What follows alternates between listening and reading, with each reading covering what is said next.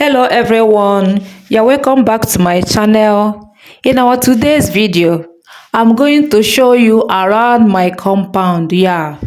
This place you're seeing here is my compound and it's endowed with beautiful flowers. These beautiful flowers you're seeing here glows only in summer. During winter time, it will fade off. You will not see it again. And this flower comes in different colors. I don't know the name.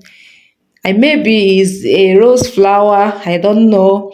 It comes in different colors. You can see purple color, you can see pink, you can see pink color. This is another flower. This one is red and it comes with a milk color too. Summer is a beautiful season. Summer season is so beautiful that the weather is okay. You can wear any cloth of your choice. Unlike winter period, when you are going to cover yourself very well. If not, you will see yourself in the hospital. Many people like autumn time more than summertime.